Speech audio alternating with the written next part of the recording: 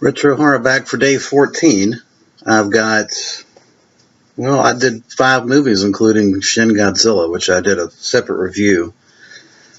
First movie up is Green Room, Patrick Stewart. I think this is my favorite movie that he's been in. He plays an owner of a punk rock club that's trying to cover up a murder, essentially, and it involves tying up and killing off witnesses, which is a punk rock group with Anton Yelchin in, I think, one of his last roles. This is just a really intense, mature movie. Shot in Portland, Oregon, or Seattle, Washington, 2015. It was a really, really good movie. I don't think that my comments are any different than anybody else's. It's just a very intense trip, and I'd rather not spoil it for people. I think you just need to go and buy it and watch it, because it's one of the best horror films in the last couple of years. This cover, it's got, there's no reversible cover art, but it does have a audio commentary with the director, which I listened to. That's very good. It's well worth your time and effort to watch this one. 8 out of 10. Then we kind of hit a little bit of a stumble with Unhinged. This is a 1982 low budget slasher exploitation film made in Portland, Oregon, by a guy named Don Gronquist. Struggle to get through this. This is a snoozer of a slasher film. This is one of those slasher films that's when it doesn't work, it doesn't work. It's interesting, in the interview, there's a 5-minute clip of a Portland, Oregon TV show that interviewed the director and the lead actress. And one of her questions was, what makes this a horror movie? And there was this pregnant pause as the director had trouble answering her. And I think that explains what's wrong with this movie. It's just, I think he wanted to try to make more of a psychological horror and a homage to Hitchcock and Psycho. But in order to do that, you got to have a good script and good actors. And the actors in this are people right out of film school, I guess, in and around the Portland, Oregon area. And man, I mean, the dialogue coupled with their wooden acting makes this a real chore to sit through.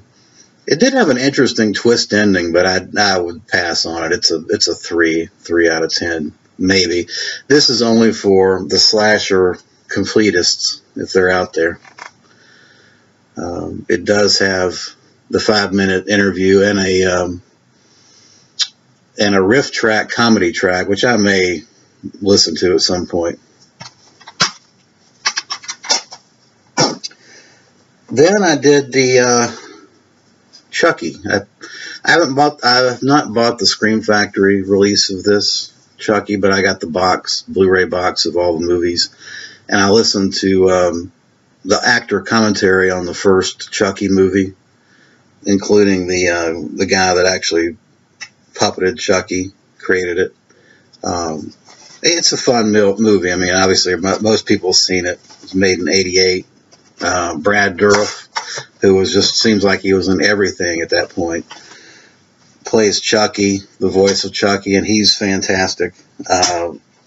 It's a fun movie. Man, what can I say? For those that don't have the box, it's the first film has 2 or 3 commentaries and a lot of special features. Probably just as many special features as the Scream Factory edition. 2 and 3 just have a trailer, and then Bride of Chucky, Seed of Chucky, and Curse of Chucky have deleted scenes and commentary tracks. So I picked this up pretty cheap. I would definitely recommend it. It's a nice way to get the films. I'm not a huge Chucky fan, but I do enjoy the films. I even enjoy the comedic ones, quite honestly. I mean, it's fun for what it is. Then we finished off with a bang with Arrow's release of The Mutilator. This is a must-have slasher film.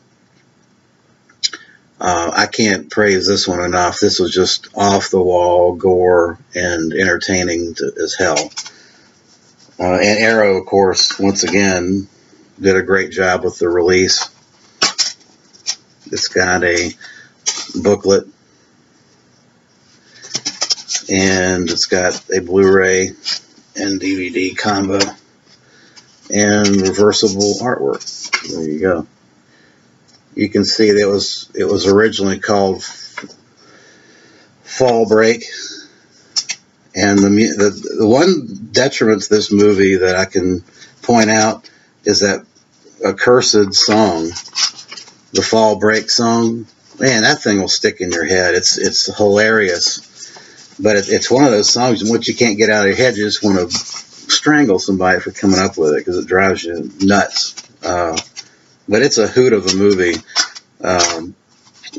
This is just a must-have 8 out of 10 slasher film. Let me give you my little point system a la Joe Briggs on this one, because there's a lot to digest. This has some of the most iconic set pieces that I can imagine as far as slasher films. The first thing we get is a battle axe throat slashing. The killer in this has a propensity for the old battle axes, which look pretty cool. The killer ends up, spoiler alert here, so if you don't want to hear it, maybe you want to fast forward. The killer ends up, well, it's not really a spoiler. I mean, quite honestly, you know who the killer is in the first 5 minutes. It's the father that loses his wife and kind of goes nuts. It was an accident. The kid shot his mother, and the father just went nuts, But yeah, so it's that the only detriment to the film, as I can say, is there's no surprise. You know who the killer is out of the get-go. But back to the scoring. So 1 point for battle axe slashing. Chainsaw to the chest gashing, which has a great, the guy that gets killed in that does overaxe to the hilt. It's hilarious. You got to check out that death. A pitchfork through the neck. Fishing hook through the groin, and it's a girl. I mean, he goes down there and up through it, and it's pretty brutal. Battle axe decapitation. Then a fence post through the face. Well, technically it was a fence post through the face, followed by a battle axe decapitation. A little axe chop to the thigh. A cinder block car smash. And then there's body parts everywhere, and then the guy with the battle axe caps off the cop's knees. Just a wild, off the cuff slasher film. I give that one high praise. It's just a real trip.